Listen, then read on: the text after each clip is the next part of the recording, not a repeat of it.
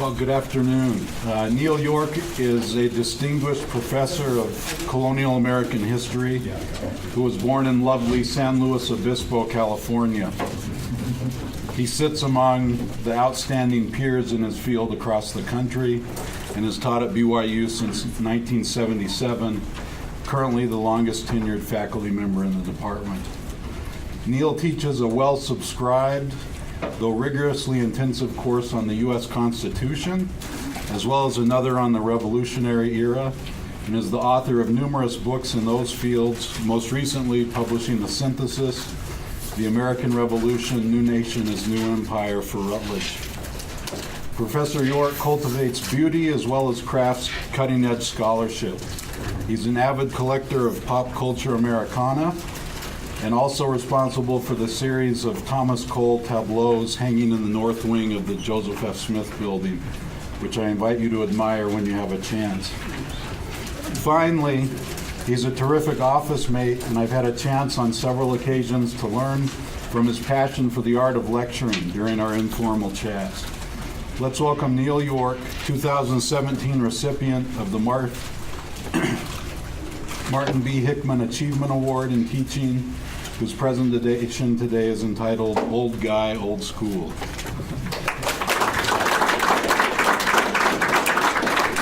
I'll try and time this so that by the time you're done eating, we can have a discussion.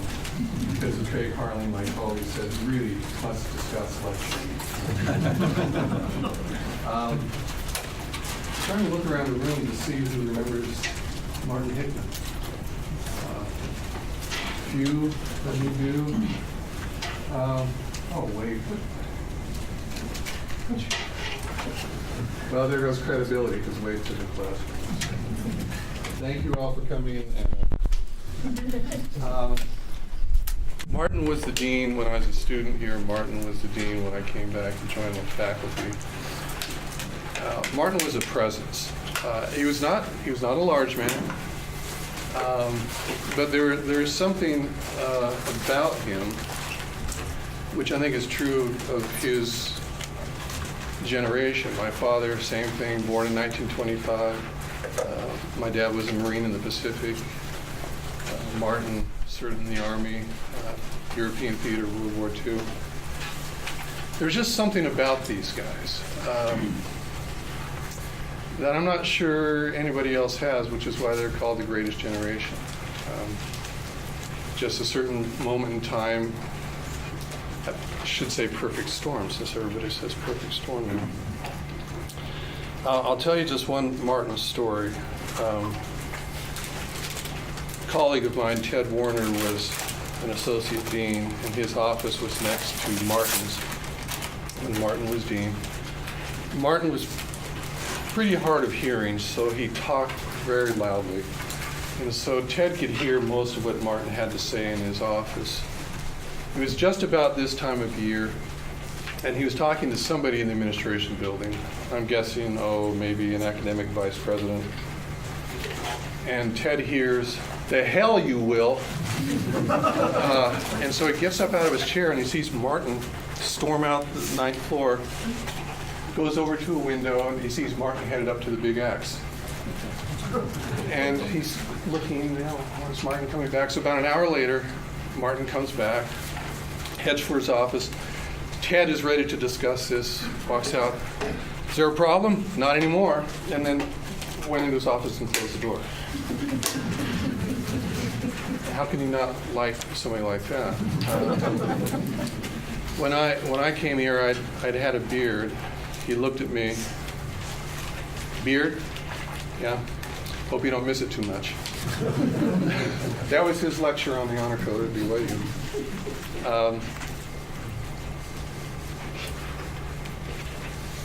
When I came here, in '71 as a student. I was a transfer student from my local JC. Started out in San Luis Obispo. I was in Napa, farther north. I wasn't much of a student. I wasn't much of anything. I really had no plans in life when I transferred here. My high school grades, everything was based on whether I liked the teacher or not. If I liked the teacher, I did well. If I didn't do well, and I didn't like most of my teachers, so you can figure out where the grades were. I had a good life at the junior college, and then I would haul and hang sheetrock, and I was getting $4.75 an hour, which was huge in 1971. I was making big money. And it was really the guys I worked with in construction who said, if you're going to go to college, try and be serious about it. So I came here mid-year. I really didn't like it. I mean, Utah was an incredible shock to me. They don't do Arizona line dancing anymore, but you can imagine what that was like. Or getting honor code violations for cutting across the grass. It was all an incredible, stunning experience. I had pretty middling classes. And in those days, registration was in person down in the Richards PE building in the field house, and there was nothing left by the time we got to the Ys and transfer student. So I was in a sociology class with John Sager. If anybody remembers John, who just turned 80. John detected an attitude that could be put to more constructive uses. So he said, come watch the rugby team play and see if you like that. I did.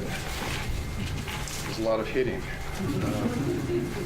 And if I hadn't seen that, I don't think I would have come back. I think I would have gone back to California and just found another school there. But I really liked playing rugby. Came back fall 1971. There was a new guy in the history department named Frank Fox. Some of you know Frank. Kind of created what evolved into American heritage. But Frank taught nothing but history in those days. So I'm in the first class, his first day at BYU, and I was hooked. He is by far the best lecturer that I've ever heard in my life. I have here his class notes. When Frank retired, he just walked away from things in 2005 at age 65. He couldn't stand campus politics anymore, so he just left. And he dumped all of his lectures on the floor in the mailroom because the library didn't want them. So this is just one of his lectures. This is Frank after about 10 years. Now, I wish I had the really old stuff, because he would have marked off to the side where he was supposed to be. The minutes ticked away from 5 to 50. He had a stopwatch, a pointer, a chalk holder, suspenders as well as a belt. Yes, Frank was pretty anal. But I liked his approach to teaching, which I hadn't really experienced before, because I had good high school teachers. I had good junior college teachers, and that was not a hard place to recruit people to come live in and teach. But I'd never encountered somebody who lectured so proficiently. I mean, his class was structured both in terms of where you started at the beginning of the semester and where you ended the semester, but every class was structured. There was a beginning, there was an ending, and everything built up to that ending. There was no carryover of, oh gosh, I guess we didn't cover that, or gee, where were we Monday? Today, Wednesday? Yeah, I guess we'll do this. And gee, I'm just not sure. Maybe we'll do this, maybe we won't. His precision was admirable. He was not a martinet. He built into his classes questions, but he understood what was a fair question and how much time should be allotted. He wasn't someone who was trying to fill the time with questions so he didn't have to speak himself. And you could tell with Frank that there was never enough time to do everything he wanted to do.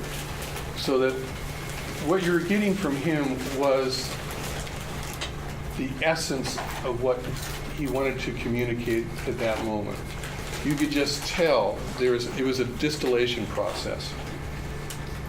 I shouldn't say that word, BYU. I am from wine country, and making wine was one of my high school projects. Teacher said it was pretty good. Basic red, a little acidic, but if you opened it and let it breathe, it was okay. Now, two qualifications here about lecturing. Number one, I know all about scientific management and Frederick W. Taylor, and that there is no one best way to do anything that's worth doing. The scientific management people couldn't even figure out one way to measure performance, much less one way to improve performance. The other, for those of you who are a bit younger, I know your world is a little different from mine. In 1977, continuing status promotion, a lot easier to get. Tom Alexander has been retired for a while now, but still active. Tom found out he was an associate professor with continuing faculty status because he got a letter from the administration congratulating him. Didn't even know he's supposed to. Oh, excellent. I must be doing well. Yes, Tom, you are. By the time I went up for CFS and promotion, we did have to put together a file, but nothing like the files you do now. I remember my personal statement and sort of statement of professional goals was 2 pages. 2 pages. You're going, yeah, sometimes it's good to be old, because that's not your life now. The reason why I say that is that we've always had assessment culture. The gospel plan is a form of assessment culture with rewards and punishments at the end of it all. But the way assessment culture is driven now is that it can turn teaching into a popularity contest, because you have to be so concerned about whether or not you're liked in student evaluations, even though statistically we never have the 70% that's supposed to be the ground for whether this is a good sampling or not. I looked on Rate My Professor last week, and I knew what I would find. There are a lot of those red things that say awful. I mean, a couple will say awesome, mostly good, fair number of awful. But if Martin were still around, he'd say, yeah, look to Rate My Professor. They don't like you that much, do they? No. Well, don't worry about it. I think they respect you, even if they don't like you. I think what should drive us is having some modicum of respect. But that can be tough if you're also worried about being liked. And combining the two can be difficult. So here's why I defend lecturing, even though for people like me, there's not that much of a penalty anymore if I'm not liked. And for some of you, there is. And I really think that's unfair. The professoriate needs to take back control of the university, because we're just employees as it is now. This is not geared to some sort of overarching philosophy of teaching. It's just based on 40 years here and about 7,000 students.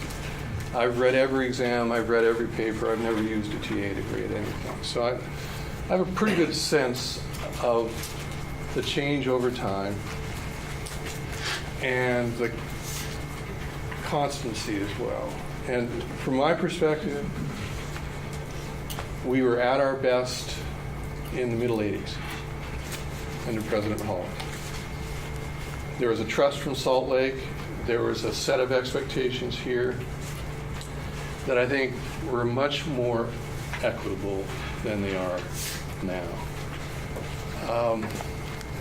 But I think in those classes where you could lecture and you avoid it because you could become unpopular, I would reconsider it for just a few basic reasons.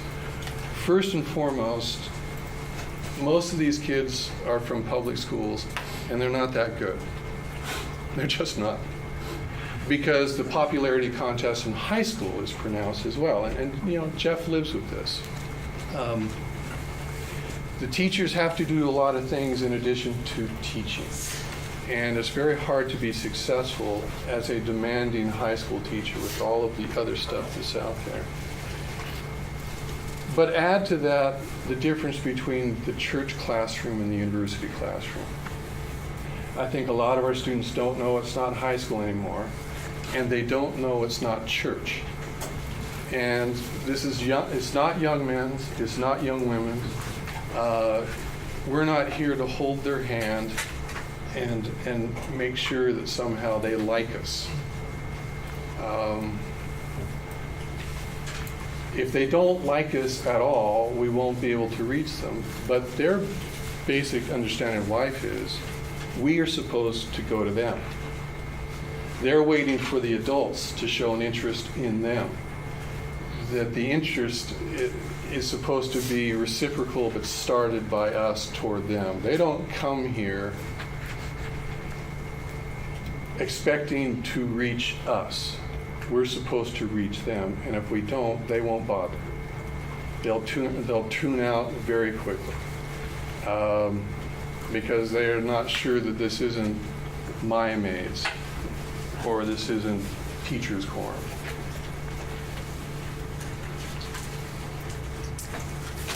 They have a problem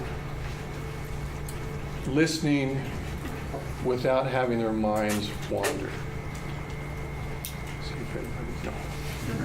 What did he just say? Oh, okay. That's what you wanted to say.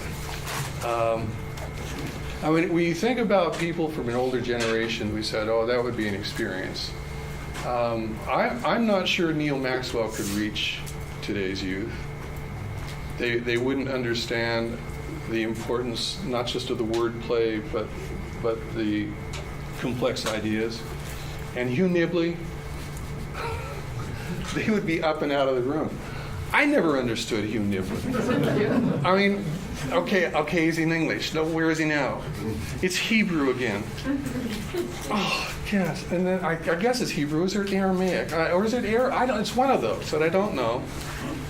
Oh, I think that's Latin. I couldn't translate, but I think he's gone to Latin. And then I would be proud if I could identify the language with not knowing anything he talked about. But for my generation, you were supposed to try and learn. Try to listen for it. Try to get something for it. And wait for the end, even if there's not an end. Because with Nibley, there might not be an end. You might just stop. And then he would start again at some other point. Impossible to follow. But for the BYU students now, they don't have the patience to invest their minds in, I'm going to wait and see where this takes me and hope that it takes me somewhere. Which means we're obliged to try and take them somewhere where if it's just discussion, we may not get anywhere. And I know a graduate seminar is different in smaller classes, but they really need to learn patience in allowing an argument to unfold and respect that they might actually learn something. I've been waiting for this to happen for about 15 years, and it finally just happened last semester. I had a student come in. I always write comments on my exams because I expect them to come in and challenge me. They almost never do. The comments are almost indecipherable. I can't read them after 15 minutes. Very few come in, but there was this nice, earnest student, a true freshman, 18, planning on going on a mission. So there's one semester here, then going off. And so I had the comments on the paper, and we went over the comments. And she looked at me blankly because she said, okay, that's what you wanted me to give you. I didn't give you that, but I did give you this. She had no understanding of the concept that all information is not equal. That really cuts at our entire foundation.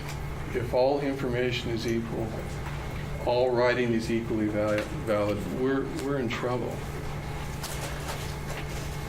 They have so much information at their fingertips that they don't use because they tell themselves, well, I'll use it when I need it. But now I'm beginning to wonder if they ever understand that they might need it. Before we had the internet, I could have an exercise. Here's the book, find out something about the author. And in the old days, meaning 20 years ago, they would have to go to the main floor of the library in the general reference section and try and run down information, which could be kind of tough. I mean, if you've never heard of Who's Who, if you haven't looked at the Directory of American Scholars, I mean, there are 3 or 4 sources that a librarian would have to send them to the first time, and the next time they'd know to go. But they would do it. They would go to the library, they would look stuff up, and they had developed the habit of searching for answers that required some effort. Now, I'll ask them about an author, blank faces.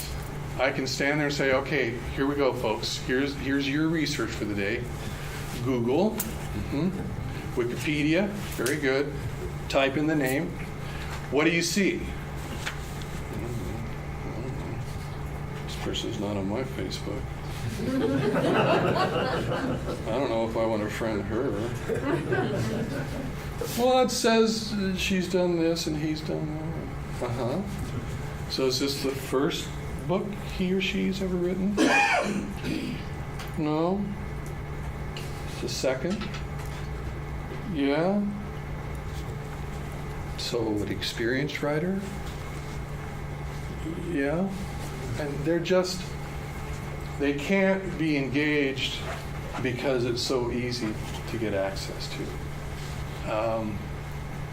All the more reason for us to have some sort of embodiment of the notion of expertise. They should get a glimpse of what it is we went to graduate school for. If they don't know by the time they're done with the class, then you haven't given them a primary education of why you spent so much time in school. Certain things have to be beyond them. Fewer at the end of the semester, but a lot at the beginning of the semester. Because it's the only way they're going to appreciate the process of what it means to be educated. That it really requires an active investment. So to me, it goes against stereotype that says, well, lecturing is sort of passive learning. Well, in one sense it is, because the students just sit there. But in another sense, if they're intellectually engaged, it can be the most active learning you could hope for. Because we have no shortage of opinions in this culture, especially in the Elders Quorum. We are passionate about lots of things. We don't know very much about much. We're not an informed, intellectually engaged people. We need to make our students that way as training them for life. That if you're not intellectually engaged, ultimately you're not going to be spiritually engaged either. You really have to be actively seeking truths. And if they get some sense that they can take a class from us and they can increase their knowledge and they can improve their understanding and they might actually gain some sort of wisdom at the end of it, I think we've done well by them and we've better prepared them for life. Because I have never had, I used to tell students, all right, you think I'm hard. If you go on, let me know if having done a graduate work, if I'm still harder than what you had to do in graduate school. I've had one person in 40 years come back to me. Went to George Washington for an MBA, and he said, okay, there was no internet. This had to be a regular letter. You said to write to you if you were the hardest after graduate school. Well, you were. But they were too easy here. So I felt vindicated, because I don't really think I'm that hard. I'm just not. I give scads of B's and more B's than C's now, but not many A's. Because it's harder for me to give an A in 2018 for the same work that I gave an A in 1982. And I know because I look at those exams, just to make sure that I'm not demanding too much of them. There are people like, I don't know, Wade. Wade was in the class that I taught. There are a half dozen people in there. I have never had a class like that since. Dan Nielsen was in there with Wade. 4 other people. They were just exactly what you hope BYU students would be. They were engaged. They became friends. They wrote 2 papers. The next time I taught it, I only required 1. They couldn't even do the 1. So I don't require the class anymore, because what's the point? But we're supposed to represent something that they're supposed to aspire to. And I'll end with this, because I really do want to hear from you. There was a book that came out in '89 called Prof Scam. Has anyone seen that? Written by a guy named Charlie Sykes. Sykes is a journalist. His father was a communications professor at the University of Wisconsin in Milwaukee. And he said the great cheat of higher education in the United States is the 7.5-hour work week. What he was talking about is people who teach Monday, Wednesday, Friday, 3 classes. That adds up to 7.5 hours. Now, in 1989, when the book came out, that's what we did in the history department. We had 3 classes a semester, 2 classes spring or summer. We taught 8 classes a year. We're now down to 5. So it would be the great American cheat of 5 hours a week rather than 7.5 hours. So you really have to ask yourself, if teaching is in some sense performance art, people have come to you not to be entertained in the stage sense, but to be engaged and be changed by the experience, are those 5 hours the best that you can give them? Because you think about other performers. I mean, if you're an opera company, if you're a symphony orchestra, or you're a ballet company, you're an actor, 5 hours a week, about right for a lot of performers, but you're on that stage performing your heart out, and you're exhausted at the end of it. Good teaching should in some sense be exhausting. And you can exhaust yourself in a discussion, you can exhaust yourself in lecture, but if you aren't really engaged in it, they'll know it, and they won't have that experience of higher education. So whatever you do, lead a discussion or mixed discussion lecture, for our kids, it is essential that we set ourselves apart from anything they've ever experienced in their lives. This can't be high school, it can't be church. It's got to be something not just different, it has to be something higher, which means they're going to struggle and bit. But struggle can be good. Because in the grand scheme of things, that's kind of why we're here. So I don't want to just stand here and Sam, you can take over, and I'll be one of the discussants. You come up, I sit, Evan. I don't know. Wade, you've been here a long time. You took a class from me. I mean, Obviously, it was a life-changing class for me. And you mentioned the two papers. You didn't mention that they each had to be 25 pages long. And I would despair of assigning that kind of thing yeah, you to can't do students it. as well. But what I'm struck by in your kind of characterization of, and we talked when I came here from Grinnell, I called you and asked, and one of the things you warned me about was the times they are changing. And part of it was the jokes don't work the way they used to, and they don't know who the pop culture figures are.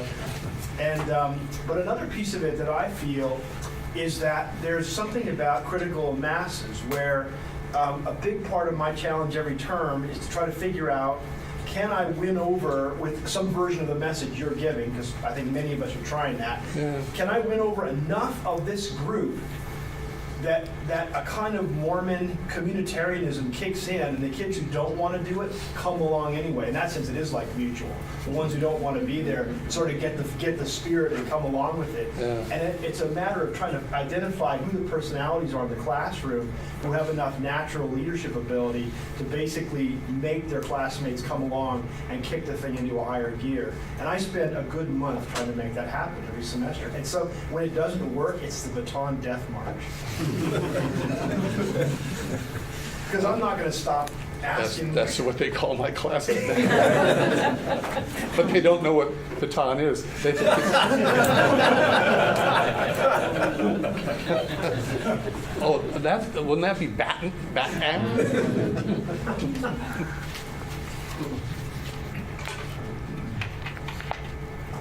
Well, Dean, you're sitting in the back. I gave my shot at assessment culture. I mean,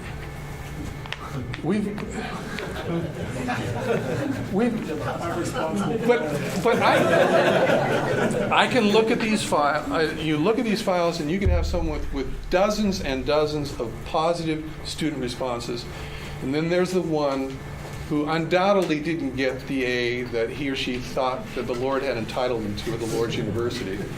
This person destroyed my testimony and did that. You know it's crap. But that one is the one that's noticed. Not the 20 that say, that's pretty good, I like that. Decent person, learned a lot. Because if I were younger faculty, I would be in panic mode that someone is going to dislike me, and that's going to affect how I approach the class, how I approach the grading, how I approach my idea of how I spend my time. Well, most years here, I've tried to visit 10 or 15 classes recommended by chairs, and then visit with the faculty members about teaching after that. Yeah. So I've sat in on maybe 40 or 50 classes from our faculty and learned a lot in those. One thing that seems is common to all of them is that they all want to be good teachers. Yeah. And we have a great faculty. So then my guess is that we share also a desire to have rigorous courses. How we do that, and some people manage to be very rigorous, and also the students really enjoy the class. Yeah. But the other thing that seems unique to me when visiting them is that people who learn how to use their unique personality in the way that best fits the classroom, because some people couldn't do your version of a class and some couldn't do another. Yeah. The ones that learn how to use their style to best advantage, they seem to be more successful as well. You can't try to be someone else. Right. Some days I wake up and think, if only I were Jim Curl. Because he's expected to be unpopular.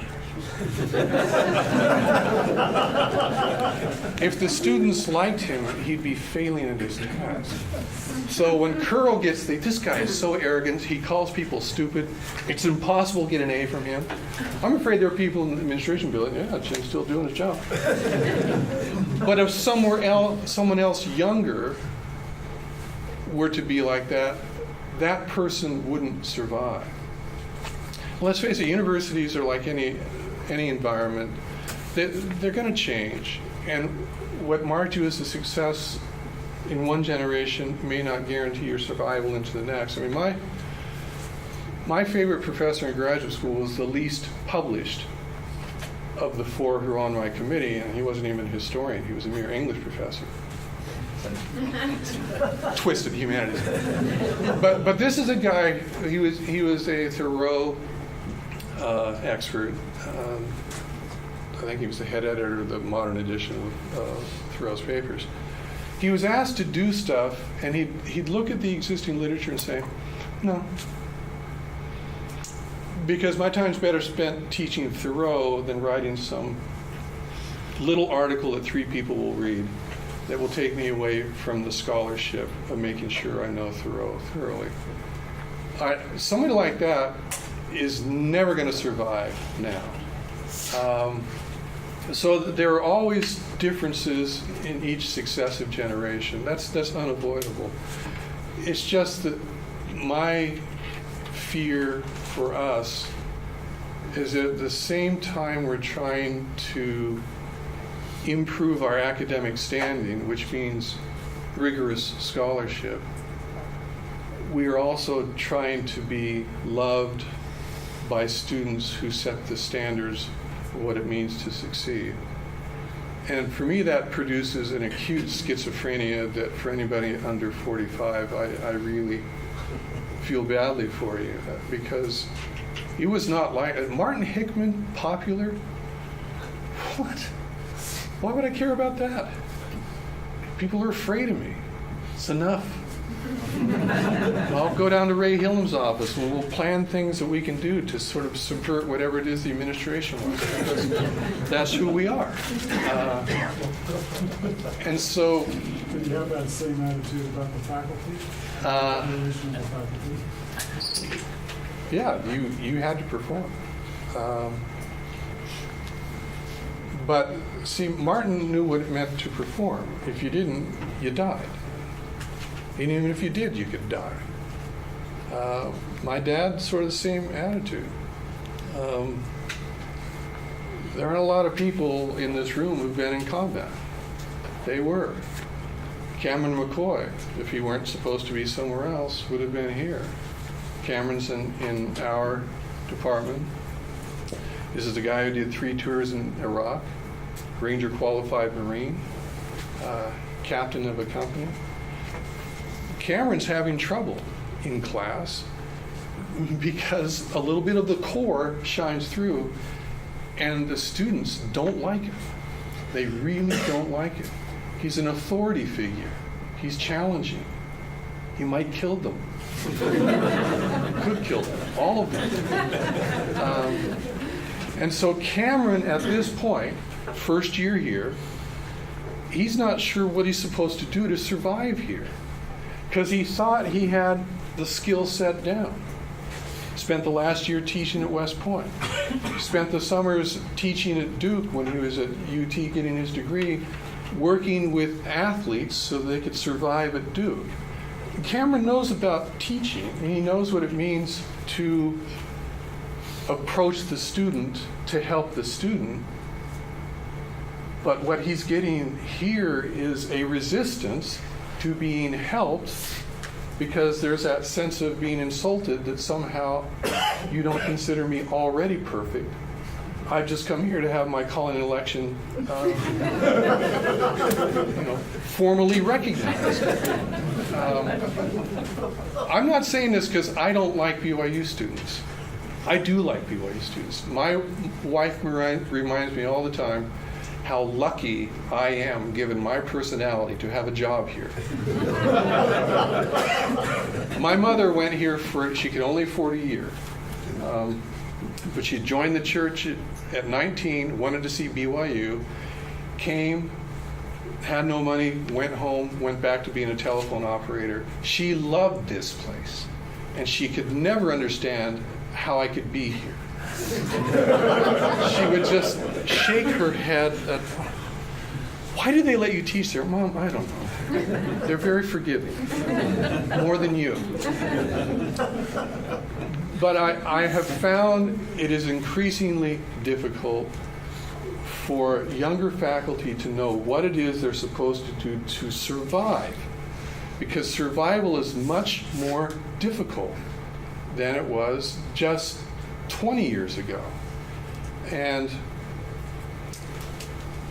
if student evaluations run the place, and the student evaluation is based on whether you're liked or not, in the same way that they wonder who in the ward is going to be with the young men, young women this year, we're just dead. I was a counselor to a bishop for 6 years. He knew never to have me go to BYC and to not have me in with the teachers' quorum. Because I could not figure out, there are 6 boys, 1 adult. Why do you need the instructor, a member of the Young Men's Presidency, and a member of the bishopric in there? Not going. Won't do it. My dad's approach, which is if I go in there, they're going to be really nervous as to why I'm there. Has one of them been designated to be sacrificed for that day? Never had to touch anybody, never had to say a word, just walk in the room. It's Brother York. We'll be good. Thank you. Yeah, Ignacio.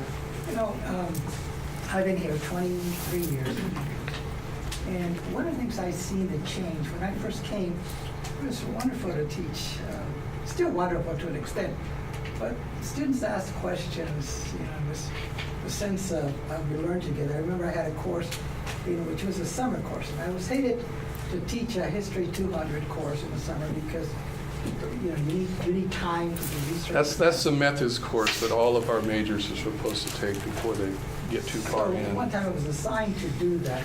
So I went into the class and I said, I have no syllabus. I have no pattern. What I want to do is we're going to read a couple of books and we're going to ask questions about what it takes to be a historian. And in the process, we're going to deal with every aspect of being a historian, because eventually you have to write a paper. Yeah. And I remember one student who was just so angry because he had his life all patterned out and he just hated it. And so we spent talking, we sat on the floor. At the end of the semester, he was the most excited. He said, I learned everything beyond what I expected to learn. The second time I attempted to do that, the chair went, you know, he didn't know how to deal with it. In fact, he didn't know how to deal with it after he saw what I did. And what I started seeing is this sense of you have to control, you have to have a pattern, you have to compare, and, you know, and I heard that quite a few times about, well, the senior professors do this, the junior professors do that, and, you know, here's the ratings and how do we compare them. And I think we sort of slacked off a little bit. There was a period of time when we went, you know, just complete dive into this assessment culture. And it was irritating to me, but what I sensed was how the students themselves were changing, because in some ways we were changing to the point where people were talking about, well, if they don't like me, if I get, you know, 2 or 3 bad, you know, comments, then somehow that's going to impact what I am. And so I think in some ways, some of that change you talk about is driven as much by administrators, chairs, and us cowards, than it is, you know, by the students. I mean, I think there's elements that we can all complain about today's students, but I think we've changed. I think the university has changed. Now, new people may not sense that because they're new to it. They've never seen otherwise, right? But those of us who've been around for a long time, who are old, we realize, not that necessarily the university was better, before, but I think there was room to navigate. I mean, I'm the same way. I came back from Vietnam. I had gone through a terrible school. And I remember a teacher reading my first essay. She said, she read it out loud and she said, "This is great. He gets an F." I was stunned, because I didn't follow the rules. I did a lot of problems. But she saw something, in me. And so, so I think that we ourselves are, and I mean all the institution is to blame for the fact that some of our students do try to get away, that they do feel empowered and entitled. And the fact is that assessment isn't to make you better, it's to make sure you don't get worse. It doesn't empower teachers, it empowers administrators. It really doesn't. It doesn't even empower students. It just empowers administrators who then decide. And look, I love most of the administrators. There's a couple of people here who have been deans, and believe it or not, Oh, no, what? I've actually loved them. I'm grateful. But I think that we get caught up into it, and I think the Y is the same way. And I think in some ways more. I have friends who don't get stewardship meetings, don't get evaluated by students, and they're still excellent professors at other places. So that's just. Speaking of former deans. The question, and then I'll contextualize it, is how do you attain rigor without establishing a disrespectful classroom environment? And the reason I put it that way is because you deified Jim Curl a few minutes ago.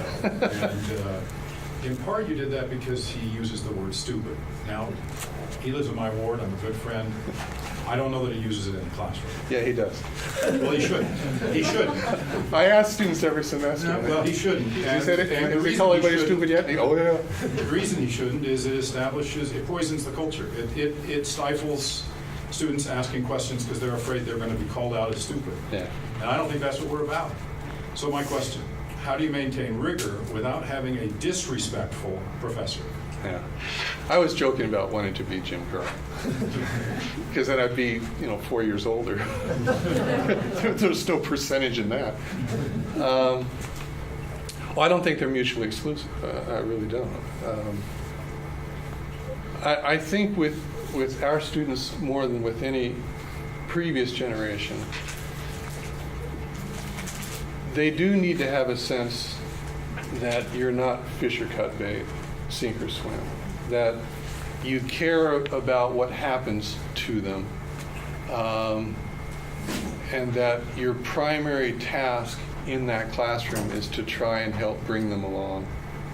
That you could assume that if President Nelson were to walk in the room, he wouldn't find anything untoward in your behavior, that you're treating the youth of Zion the way the youth of Zion need to be treated. But I don't think pandering to the youth of Zion is necessarily the healthiest thing, because It wasn't the way I framed the question. I want rigor, but I don't want to use the word stupid. well, because they will take lower grades if they think you treated them fairly. They might not like it that much, but most of the people who take classes from me know that the odds of an A are slight, but they'll do it anyway because they know that I don't waste their time. And when I give them a grade, there's a reason for it. I can defend it. But now you understand why I'm so worried about that last semester's response. I don't know if I am connecting at all with someone who doesn't see the value of learning a subject from someone who studied it for a long time. That used to be a given. I don't know if that's a given anymore. She was just stunned that my requirements are more important than hers. We lose that, we're dead. We're just dead. We might as well pack it in. Go to Rexburg. Yeah.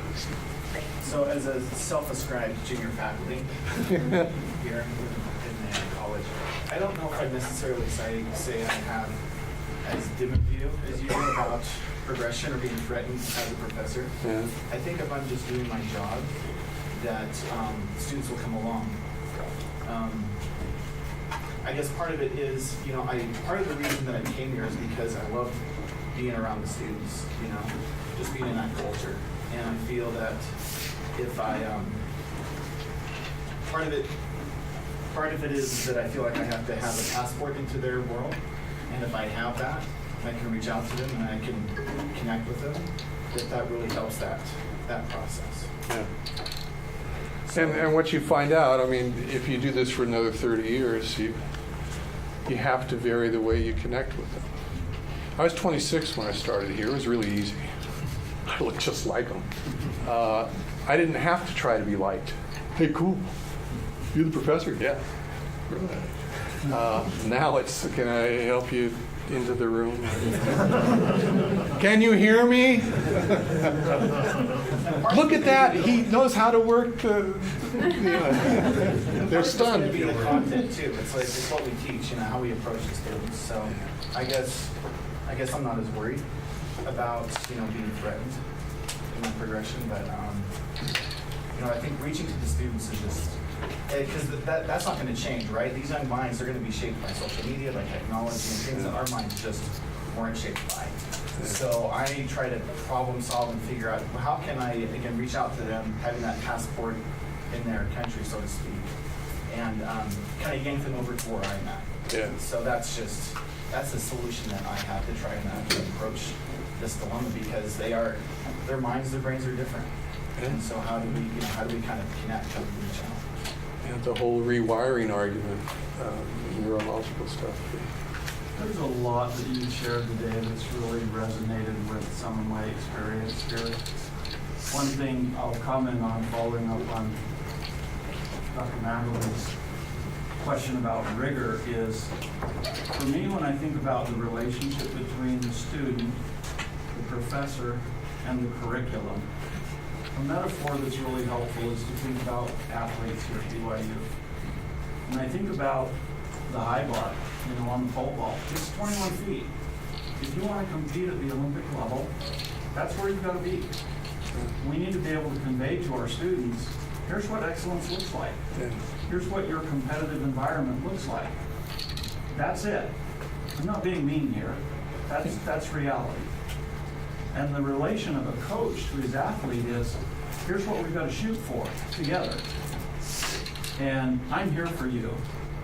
And I'll provide all the resources and help that you ask for. One thing I won't do is work harder than you're working. But you come to me and we'll work together and we'll do our best to get you over that height. And for me, that's a way I can combine rigor and relationship, positive relationship with my students. Sounds good. Yeah. I was going to say, I think you can run into the same problem regardless of the language you use, because students will understand. My sense is, I've never called a student stupid, but I think students will understand. And it seems like from your perception of it, you seem to have this sense that students get that if everybody in the class is called stupid at some point, then it doesn't quite mean the same thing. So there's a sort of an appreciation of the context of it. So he doesn't really mean that I'm stupid. And if, of course, if he or she, the teacher, is also indicating to me that I'm smart in other ways, then this is a different kind of stupid. So it's not necessarily, it's simply saying your answer is wrong. And that's something that I agree with you. We absolutely need to be able to do this. I had a conversation with a student walking from to class one day, and we were just talking about random stuff about pipes under the sidewalk or something like that. It made no sense. It wasn't relevant to anything. And I said, "You're wrong," and she said, and I was kind of half joking. And she said, "You're a professor. You're not supposed to tell me I'm wrong." And I was like, "Are you kidding me? This is my job. It's my job is to say when you're wrong and to help to correct you." And and it was. I mean, she was half joking, but it was an interesting moment where I kind of sensed that. But the other thing I wanted to mention is there is a larger context here that I think we also need to be. And your question is a really interesting one. Of does it matter to them the knowledge that we learned in graduate school? And I think the answer is for many of them, no, it doesn't. It doesn't because it's not relevant for them getting a job or whatever the thing that they're most, that's most pressing in their lives. And I think that I don't know the answer to how to deal with that, but that's another way of saying you can also sort of take some of the responsibility here off the administrators, right? You know, Little dean bashing. yeah, you know, they're just responding to this larger context that's demanding that, you know, workforce readiness is the thing. I mean, you can stretch and do these mental gymnastics to say why your history PhD would be relevant to workforce readiness of somebody that's going to go work at Vivint or something like that. And I'd agree. I teach anthropology, so I'm kind of in I do this work of trying to make that relevant. But at some level, I think the answer today is no.